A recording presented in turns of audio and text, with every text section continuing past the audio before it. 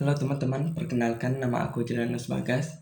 Jadi di video kali ini aku akan menjelaskan kepada teman-teman tentang pengertian game interaktif edukatif dalam konteks pembelajaran SD beserta dengan 3 manfaatnya. Nah, untuk teman-teman, silahkan simak video berikut ini.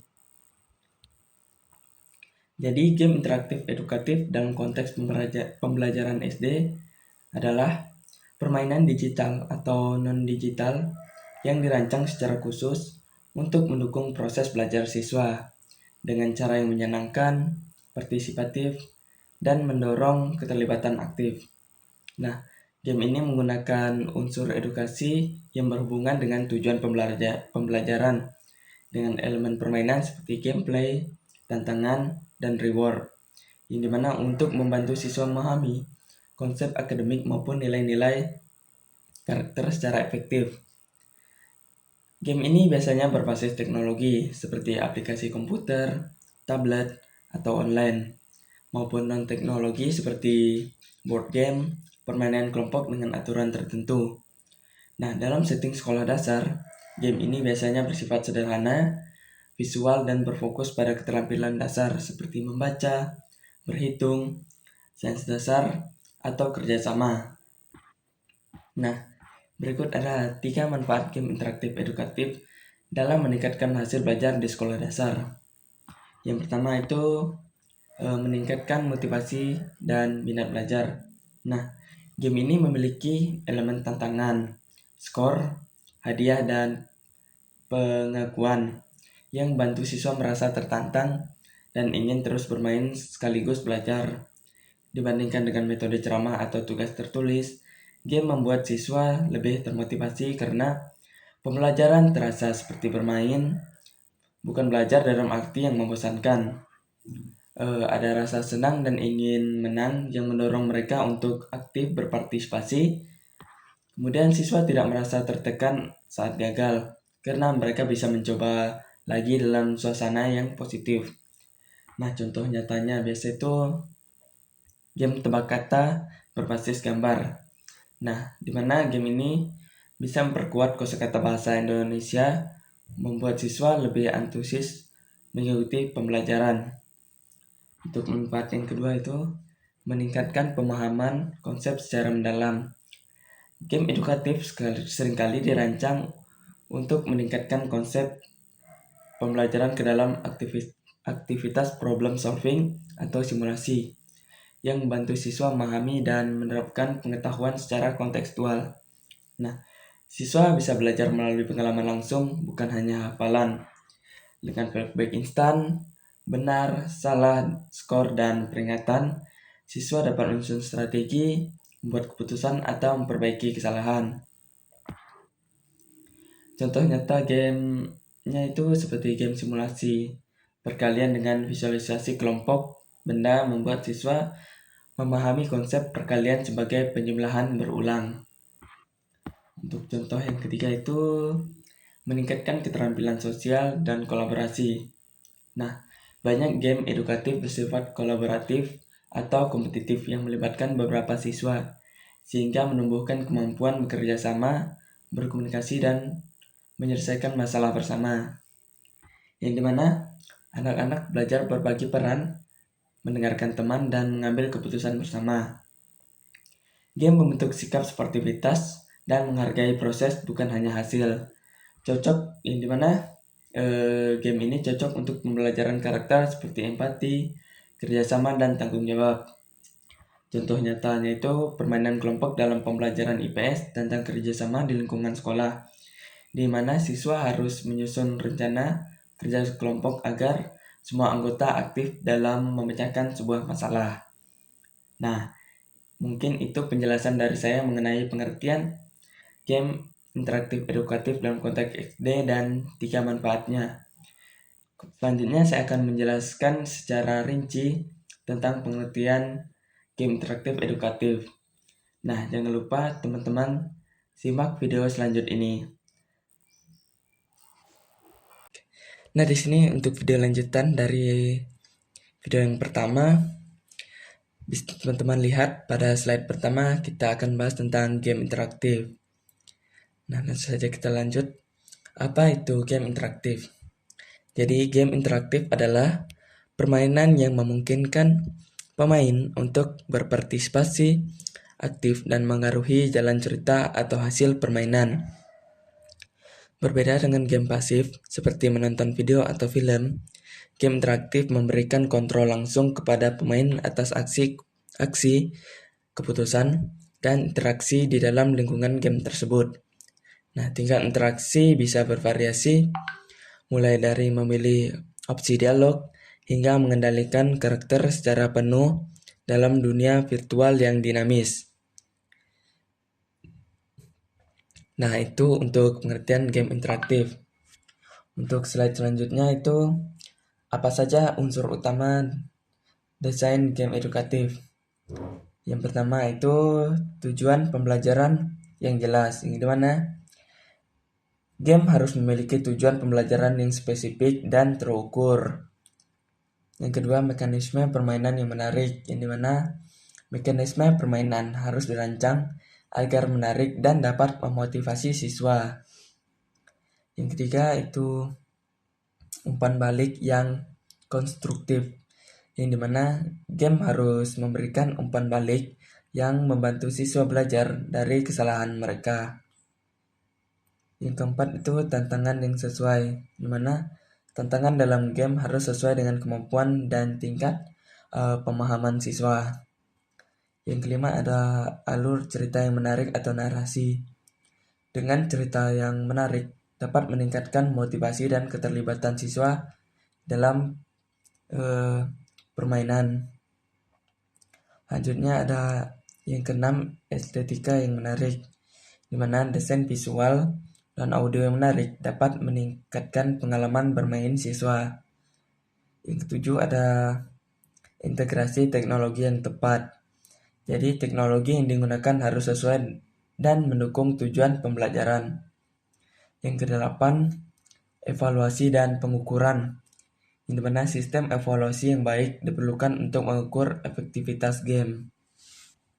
Nah, itu untuk unsur utama desain game edukatif. Selanjutnya kita tentang landasan teori belajar dalam game interaktif. Yang pertama itu ada konstruktivisme, di mana teori ini menekankan peran aktif siswa dalam membangun pemahaman mereka sendiri. Yang kedua ada teori belajar sosial, di mana teori ini menekankan pentingnya observasi, imitasi, dan pemodelan dalam proses belajar. Yang ketiga itu ada teori motivasi gamifaksi. Jadi untuk yang teori motivasi dan gamifaksi itu digabungkan. Jadi teori ini membahas bagaimana elemen-elemen game dapat digunakan untuk meningkatkan motivasi belajar siswa. Untuk slide selanjutnya itu contoh game interaktif. Di sini bisa teman-teman lihat, saya ada tampilkan dua game interaktif. Yang pertama itu ada simulasi bangun ruang dan yang kedua itu aplikasi Quizzes. Di sini bisa teman-teman pakai untuk melakukan permainan yang dapat teman-teman sesuaikan dengan pembelajaran. Untuk slide selanjutnya itu manfaat game interaktif bagi siswa SD. Yang pertama itu meningkatkan motivasi belajar siswa. Yang kedua, meningkatkan pemahaman konsep. Yang ketiga, mengembangkan keterampilan berpikir kritis dan pemecahan masalah. Yang keempat, meningkatkan kolaborasi dan kerjasama jika game mendukung multiplayer atau game berkelompok. Yang kelima, memberikan pengalaman belajar yang menyenangkan dan interaktif. Nah, mungkin itu saja penjelasan intinya. Kita lanjutkan dengan kesimpulan dan saran. Nah, game interaktif menawarkan potensi besar untuk meningkatkan pembelajaran di sekolah dasar. Dengan mengintegrasi elemen-elemen desain game yang menarik seperti alur cerita yang engaging, mekanisme permainan yang menantang namun tetap menyenangkan, dan umpan balik yang konstruktif. Game edukatif dapat memotivasi siswa untuk belajar secara aktif dan meningkatkan pemahaman mereka terhadap materi pelajaran. Penerapan teori-teori belajar yang relevan seperti konstruktivisme dan teori belajar sosial sangat penting dalam mendesain game yang efektif.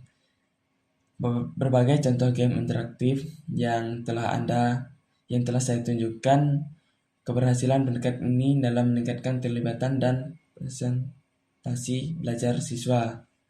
Nah, mungkin itu saja penjelasan dari saya. Kemudian saya akan menunjukkan game yang telah saya desain kepada teman-teman. Jangan lupa simak video selanjutnya nih. Oke, di sini saya sudah mendesain 2 game interaktif. Nanti untuk link gamenya saya akan taruh di deskripsi. Nah, untuk judul gamenya itu Petualangan Matematika, Harta Karun Perkalian dan Pembagian. Nah, untuk tujuan pembelajarannya itu meningkatkan kemampuan perkalian angka 1-10, meningkatkan kemampuan pembagian dasar, mengembangkan kecepatan berhitung mental, kemudian menerapkan konsep matematika dalam pemecahan masalah, Kemudian deskripsi singkat alur permainan. Pemain berperan sebagai petualangan yang mencari harta karun tersembunyi untuk menemukan harta karun. Pemain harus menjawab soal-soal perkalian dan pembagian dengan benar. Setiap jawaban benar akan membuka petunjuk baru yang mengarah ke harta karun. Permainan terdiri dari 3 level dengan tingkat kesulitan yang meningkat. Kemudian untuk aturan main dan desain penilaiannya dan mekanisme penilaiannya bisa teman-teman baca di sini. Dan untuk media atau platform yang digunakan yaitu game berbasis web yang dapat dimainkan dari browser komputer, tablet, atau smartphone. Dirancang responsif untuk berbagai ukuran layar. Nah, untuk elemen interaktif yang ditonjolkan itu bisa teman-teman baca ya. Animasi karakter yang bergerak sesuai jawaban. Efek visual saat menjawab benar atau salah. Ya, begitulah untuk elemen interaktif yang ditonjolkan. Langsung saja kita ke petualangannya. Kita klik bagian ini, mulai petualangan. Nah, di sini kita langsung diberikan soal. Untuk waktu menjawabnya itu ada 15 detik. Apabila waktunya habis, kita contohkan seperti ini. Waktunya habis, maka soalnya akan berpindah sendiri. Nah, itu selanjut kita bisa jawab 5 dikalikan 2, bisa teman-teman jawab itu 10. Kita jawab semua ya. 6 dibagikan dengan 2 sama dengan 3. Kemudian berapakah hasil dari 4 dikali 3? Jawabannya 12. Kemudian 10 dibagikan dengan 5 sama dengan 2. Oke. Nah, di sini saya berhasil menjawab 4 soal dan 1 salah dikarenakan 1 tadi kita kehabisan waktu untuk menjawabnya. Dan di sini saya mendapatkan skor 50 dengan 2 bintang. Kemudian kita lanjutkan ke level berikutnya, dan juga teman-teman apabila teman-teman ingin skornya sempurna bisa teman-teman ulangi level. Di sini saya akan melanjutkan. Nah, di sini untuk level selanjutnya mungkin kesulitannya lebih meningkat. 6 dikali 7. Berapa ya, teman-teman? 42. Jangan sampai waktunya habis ya, teman-teman. Jadi kalau waktunya habis itu akan mempengaruhi bintang yang teman-teman dapatkan. Kita jawab semua. Oke. Kita akan selesaikan sampai level 3-nya ya, teman-teman.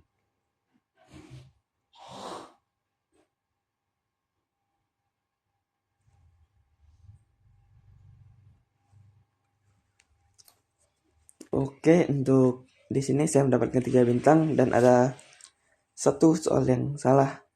Mungkin saya agak keliru tadi. Untuk level berikutnya, berapakah 7 dikali 8?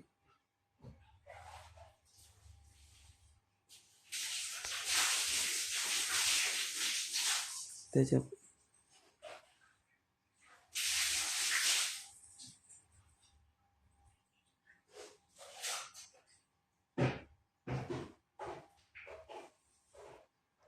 Enam dikali 9 berapa? Kita jawab sesoal sesuai ya.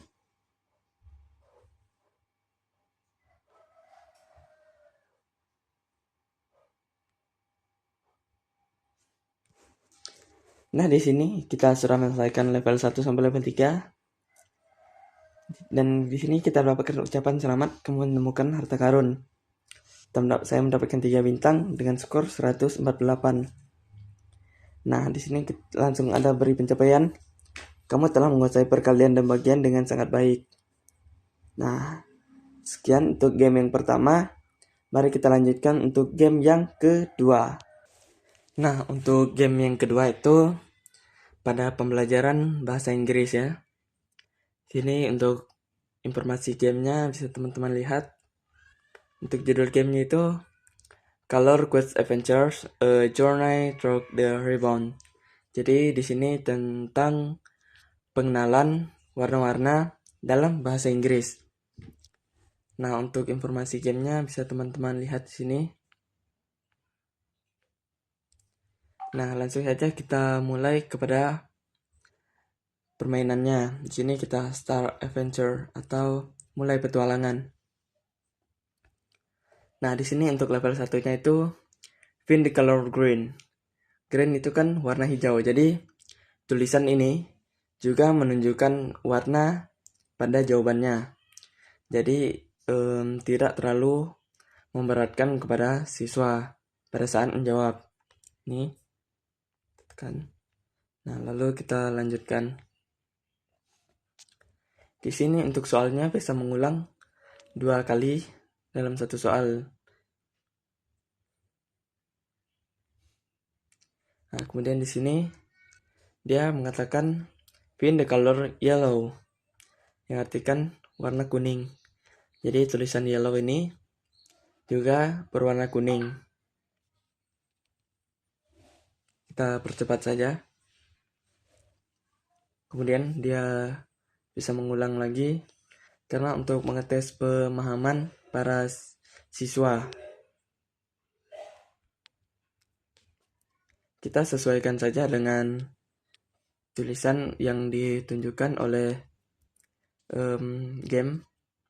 Kita sudah di level 2. Nah, kita bisa sesuaikan dengan warna pada pertanyaan. Ini untuk warna biru. Nah, kemudian ada warna gray. Sini bisa teman-teman sesuaikan dengan find the color gray. Itu karena pada ini. Kemudian kita lanjutkan. Ada warna yellow lagi. Kemudian ada warna navy.